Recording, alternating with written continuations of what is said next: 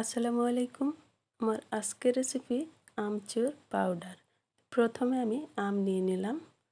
আমটাকে খোসা ছাড়িয়ে নিব।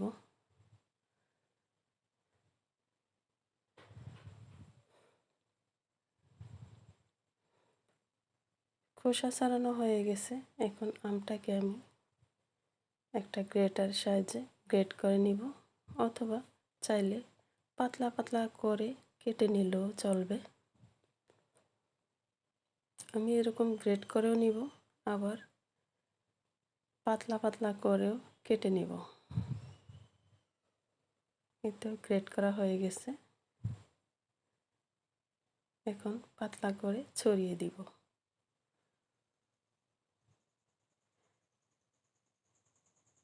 এরকমও দেওয়া যায়, চাইলে এরকম পাতলা পাতলা স্লাইস করেও কেটে এগুলোকেও রোদে শুকিয়ে নেওয়া যায়।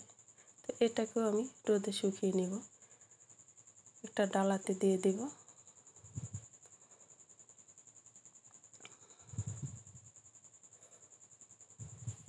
এরকম একটা ছড়ানো ট্রে অথবা ডালা এগুলোতে ছড়িয়ে দিব।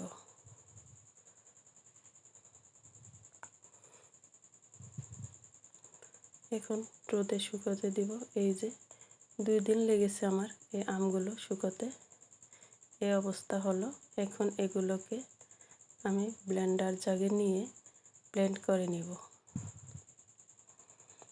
সবগুলো এরকম উঠিয়ে তারপরে ব্লেন্ড করে নিব। এই গরমে এইখান থেকে এই ব্লেন্ড করা যে আমচুর পাউডার এগুলা দিয়ে শরবত করে খেলে কিন্তু দারুণ লাগে, অথবা নুডলসে বা যে যেভাবে খাইতে ভালো লাগে সেভাবেই খাবেন, যার যেমন ইচ্ছা।